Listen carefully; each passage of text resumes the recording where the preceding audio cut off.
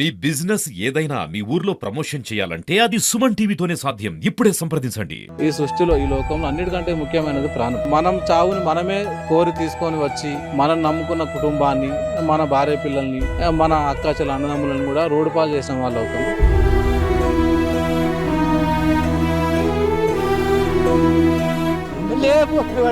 గుంజుకుని పోయాడు అంటే గుంజుకుని అది లోతు కలిపేది.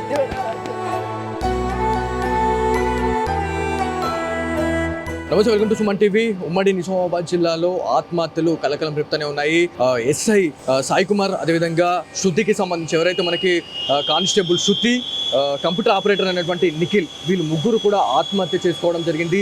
మరి ఇది ఆత్మహత్యనా లేకపోతే హత్యనే అనే దానిపైన అయితే చాలా వరకు కూడా చాలా మంది ఇవాళ అనుమానపడతా ఉన్నారు. సో సాయి కుమార్ వాళ్ళ బంధువులు ఉన్నారు, ఒకసారి వారితో మాట్లాడదాము. నా బిడ్డ కూడా హైదరాబాద్లో పోయి సీటు కట్టి అన్ని కట్టినాక చేసినాక ఆడ ఇట్లా తువ్వంటి చాలా దూరం ఉందట బస్సు ఎక్కడానికి కాలేజీకి పోతేందుకు. ఇక ఇప్పుడు పోతున్నాక ఉంటారుగా బడకాయ కాళ్ళు పోతున్నావా చేస్తున్నావా అని ఒక్కటే రోజు ఆయన కథ మమ్మీ ఇంటికి వచ్చేసింది కాడికి వెళ్ళి 30,000 పోతే అని చెప్పి అప్పుడే దొరకచ్చు. మళ్ళీ కామరెట్లో మళ్ళీ కట్టిండు, కామరెట్లో చదువుకుంటుంది నా బిడ్డ. ఇక్కడ ఎవరెవరు ఉంటుండే సాయి కుమార్ గారితో? అంటే మీ కుటుంబీకులు ఎవరైనా, మీ ఫ్యామిలీ మెంబర్స్ ఎవరైనా ఉంటుండేనా? మా కోడలు మా మన్మడు, ఇప్పుడు 2 years దాటి 3 years. మా మన్మడు మా కోడలు మా కొడుకు. అయితే మా బిడ్డ మొన్న హైదరాబాద్లో పోయి రాసినాక అది నా కాడికి తోపోంటి నడుచుకుంటూ 1 kilometer 2 kilometer దూరం నడుచుకుందట. ఇంట్లో మోబాయి గాడు పాడుకోవాలి వచ్చి వాడు గడికోసి అడుకోసి కానీ ఒక్కటే రోజు పోయింది. తెల్లారు అయితే నా 30,000 40,000 పోయినా సరే అని ఇంటికి వచ్చేసింది. వచ్చేస్తే మళ్ళీ కామరేట్లో మళ్ళీ 10,000 ఎక్కువ అవుతున్నాయి అంటే ఈడ కట్టిండి. ఇప్పుడు ఈయనే ఉండి చదువుకుంటుందామే. మా కొడుకు దగ్గరికి వెళ్ళి చదువుకుంటుంది. అయ్యో, అయితే మొన్న 3 రోజులు నాడు ఇంటికి వచ్చిరాలు. ఈ 3 రోజులు ఇంటికి వచ్చారు. మా కొడుకు మా మన్మడు మా కోడలు మా బిడ్డే 3 రోజుల ఇంటికి వచ్చి. అన్న మీరు చెప్పండి, మీరు సాయి కుమార్కి మీరు ఏమవుతారు? నేను బాబాయ్ని అవుతానండి. నేను పోలీస్ శాఖలోనే పనిచేస్తున్నా. నేను కానిస్టేబులే. నా ఇన్స్పిరేషన్తోనే సాయి 2018లో ఎస్ఏగా సెలెక్ట్ అయ్యాడు. ఆయన ఇక్కడ మీ జిల్లాలోనే ఇంతకుముందు బిక్నూరులో బీబీపేటలో చేశాడు, ఇప్పుడు బిక్నూరులో చేస్తున్నాడు. అంటే మృదు స్వభావి, మంచి ఫ్రెండ్షిప్ మెయింటైన్ చేస్తాడు. ఎవరికైనా సరే ఇమీడియట్లీ రెస్పాండ్ అవుతాడు. ఎవరికైనా ఇబ్బందులు ఉన్నాయన్నా కానీ రెస్పాండ్ అవుతాడు సర్కిల్లో. ఆ మృదు స్వభావ గుణమే ఆయనను నిన్న జరిగిన పరిణామం కారణం అయి ఉంటుందని నేను భావిస్తున్నా. సోషల్ మీడియాలో దుష్ప్రచారం అనేది జరుగుతూ ఉంది. అంటే సాయి కుమారే శృతికి కాల్ చేసి రమ్మన్నాడు, అంటే విధులు అయిపోయిన తర్వాత కూడా తను రమ్మనడానికి గల కారణం ఏంది అని చెప్పేసి చాలా వరకు కూడా న్యూస్ అనేది స్ప్రెడ్ అవుతూ ఉంది. సో దీని గురించి మీరు ఏం చెప్తారు? సోషల్ మీడియాని దయచేసి నేను ఒకటే కోరుతున్నానండి, అసలు శృతి అనే అమ్మాయి ఆ పోలీస్ స్టేషన్లో వర్క్ చేసే అమ్మాయి కాదు. ఆ అమ్మాయి ప్రజెంట్ బీబీపేటలో పనిచేస్తుంది. బీబీపేటలో గతంలో పనిచేసిన ఆ యొక్క పరిచయాలు ఉండొచ్చు, దాన్ని మనం కాదనలేము. ఎందుకంటే ఆయన ఎస్ఐ తోటి కానిస్టేబుల్ కాబట్టి ఉండొచ్చు బహుశా. అట్లా అని ఆమెను పిలవడము ఆ తర్వాత పోవడం ఇలాంటిది ఏం లేదు. అక్కడ 3 persons ఉన్నారు, అది దయచేసి గమనించాలి అందరు కూడా. అక్కడ 3 persons ఉన్నారు. అక్కడికి వాళ్ళ ఇద్దరి లొకేషన్ తీసుకున్నాడు. నిన్న ఫోన్ కాల్ వచ్చింది అమ్మాయి నుంచి, అక్కడ ఏదో జరుగుతుంది.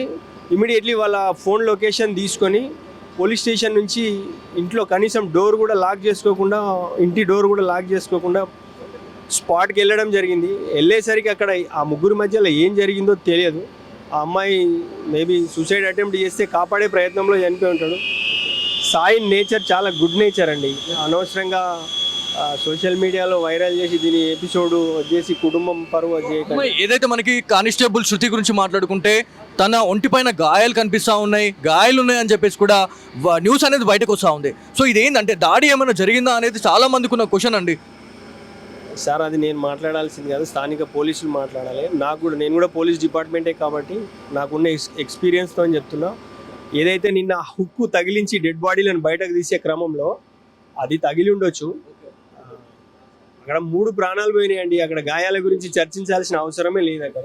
సో గతంలో కూడా మా సుమన్ టీవీ ఆధ్వర్యంలో నేను సాయి కుమార్ గారితోనే నేను ఇంటర్వ్యూ చేయడం జరిగింది. అంటే ఆత్మహత్యలకు చాలా మంది పాల్పడతా ఉన్నారు, ఆత్మహత్యలే శరీరంగా చాలా మంది కూడా వాళ్ళు ఆత్మహత్య అంటే ఒక చిన్న ఏమైనా ఇబ్బంది కలిగిందంటే ఆత్మహత్యలు పోయి వేసుకుంటా ఉన్నారు అనే దానిపైన మేము ఇంటర్వ్యూ చేసినాం సాయి కుమార్ గారితోనే. సో ఆ రోజు కూడా తను గట్టిగా చెప్పారు, అంటే ఏదైనా ఇబ్బంది కలిగినప్పుడు దాన్ని ఎదుర్కొనే శక్తి మన దగ్గర ఉండాలి, కానీ ఆత్మహత్యలు చేసుకోవద్దని స్వయంగా సుమన్ టీవీ వేదికగా సాయి కుమార్ గారు చెప్పడం జరిగింది. కాకపోతే ఈ ఆత్మహత్య మళ్ళా అనేది అంటే అతను అంత చెప్పాడు, ఆయన చెప్పిన తర్వాత ఇవాళ ఇట్లాంటి ఇన్సిడెంట్ జరగడం అనేది అసలు మేము కూడా నమ్మలేకపోతా ఉన్నాం. సో ఆయనతో మాట్లాడిన తర్వాత ఆయనతో మేము ఎక్స్పీరియన్స్ చేసినాము. చాలామందికి అంటే బిక్నూర్కి సంబంధించిన ప్రజలతోని చాలా మంచి రిలేషన్షిప్ ఉండింది సాయి కుమార్తోని, ఎవరైతే మన సాయి కుమార్ బిక్నూర్కి సంబంధించిన వాళ్ళతోనే. సో ఇదంతా కూడా అంటే అతను చాలామందికి చెప్పిన క్యాండిడేట్ ఇవాళ ఆత్మహత్య చేసుకోవడం ఏంది అని చెప్పి చాలామంది అనుకుంటున్నారండి. సో చాలామంది అంటే నెగిటివ్గా అనుకునే వాళ్ళు చాలామంది ఉన్నారు, అదేవిధంగా పాజిటివ్గా తన గురించి మాట్లాడే వాళ్ళు కూడా చాలామంది ఉన్నారు. సో వాళ్ళకి ఏం చెప్తారు?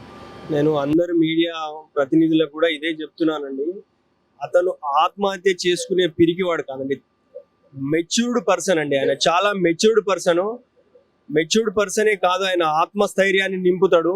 ఆయన కౌన్సిలింగ్ ఇచ్చే విధానం కూడా డిఫరెంట్ ఉంటుంది. ఏజ్లో చిన్నోడైనా అసలు సూసైడ్ చేసుకునే కాదు, అసలు ఆలోచనే ఉండదు ఆయనకి. అది కాపాడే ప్రయత్నంలోనే యాక్సిడెంటల్గా ఆయన మునిగి చనిపోవడం జరిగింది. అంతే, దయచేసి దీన్ని నెగిటివ్గా చేసి ఆయన చనిపోయిన తర్వాత కూడా ఆయన పరువు భంగం కలిగించవద్దు, మా కుటుంబం పరువు కూడా తీయొద్దు అని మీ మీడియా మిత్రులందరినీ కూడా నేను మళ్ళీ కోరుతున్నాను. ఇది మొత్తానికి కామారెడ్డి జీజీహెచ్ అదేవిధంగా మార్చురీలో అయితే మనం ఉన్నాము. ఎవరైతే మనకి బిక్నూర్ ఎస్ఐ అయినటువంటి సాయి కుమార్ గారి మృతదేహం, అదేవిధంగా బీబీపేటకి చెందిన ఏదైతే మనకి తను విధులు నిర్వర్తిస్తూ ఉంది అక్కడ కానిస్టేబుల్గా, అక్కడ కూడా ఎవరైతే శృతికి సంబంధించిన మృతదేహం, కంప్యూటర్ ఆపరేటర్ నిఖిల్కి సంబంధించిన డెడ్ బాడీస్ ఏవైతే ఉన్నాయో పూర్తిగా కూడా ఈ మార్చురీలోనే అయితే ఉన్నాయి. పోస్ట్ మార్టం నివేదిక ఆధారంగా ఏదైతే నిజాలన్నిటి బయటకు వచ్చే అవకాశం ఉంది. సెల్ ఫోన్ సిగ్నల్స్ ట్రాక్ చేసి మరి ఆ లొకేషన్ అయితే ట్రేస్ చేశారనేది తెలుసా ఉంది. మరి సెల్ ఫోన్ డేటాలో మనకి ఎలాంటి ఇన్ఫర్మేషన్ ఉన్నది అనేది చాలా పెద్ద క్వశ్చన్ మార్క్ అయితే ఉంది. కాకపోతే ఎవరైతే సాయి కుమార్ కి సంబంధించిన బంధువులు అదేవిధంగా వాళ్ళ బాబాయ్తో మాట్లాడితే చాలా వరకు కూడా సోషల్ మీడియాలో దుష్ప్రచారం జరుగుతూ ఉంది. ఎవరైతే నెగిటివ్ గా చేస్తా ఉన్నారో అక్కడ ఇద్దరు ఆత్మహత్య జరిగితే మాత్రం ఖచ్చితంగా అది వేరేలా ఉంటుండే. కాకపోతే అక్కడ థర్డ్ పర్సన్ అనే క్యాండిడేట్ కూడా అక్కడ జాయిన్ అవ్వడం అనేది చాలా పెద్ద ట్విస్ట్ అనేది అయితే ఉంది అని చెప్పి చెప్తా ఉన్నారు. మరి అక్కడ ఏమైనా దాడులు జరిగినాయా, లేకపోతే ఎవరైతే ఎస్ఐ సాయి కుమార్ గురించి మాట్లాడుకుంటే ఎవరైతే శృతి అండ్ దాని తర్వాత కంప్యూటర్ ఆపరేటర్ నిఖిల్ వీళ్ళు ముందుకు వెళ్ళిన తర్వాతనే శృతి సాయి కుమార్కి కాల్ చేసిందా లేకపోతే ఏంది అనేది కూడా ఒక చాలా పెద్ద కన్ఫ్యూషన్ అయితే ఉంది అనేది మనకు తెలుస్తూ ఉంది. ఎవరిని అడిగినా కూడా వాళ్ళు ఒకటే చెప్తా ఉన్నారు, సోషల్ మీడియాలో మీడియా ప్రతినిధులు కూడా వాళ్ళు ఒకటే చెప్తా ఉన్నారు, దుష్ప్రచారాలు అయితే చేయకండి, చనిపోయిన వాళ్ళని కూడా ఇవాళ మళ్ళీ ఇంకా బ్లేమ్ చేస్తూ ఉన్నారు అని చెప్పేసి వాళ్ళ కుటుంబీకులు అయితే చెప్తా ఉన్నారు. ఏదేమైనప్పటికీ ఉమ్మడి నిజామాబాద్ జిల్లాలో ఆత్మహత్యలు అనేవి ఏదైతే మనకి పోలీస్ డిపార్ట్మెంట్ లోనే ఆత్మహత్యలు అనేటివి వల్ల చర్చనీయాంశంగా అయిపోయింది. ఒక్కసారిగా ఉమ్మడి నిజామాబాద్ ఒక్కసారిగా ఉలిక్కి పడ్డది అని చెప్పేసి చాలా మంది చెప్తా ఉన్నారు. ఏదేమైనప్పటికీ సింధు శర్మ గారు కూడా ఒకటే ప్రెస్ మీట్ అయితే పెట్టడం జరిగింది. ఒకవేళ ఏం జరిగింది అనే దానిపైన అయితే పూర్తి క్లారిఫికేషన్ అయితే ఇస్తాము.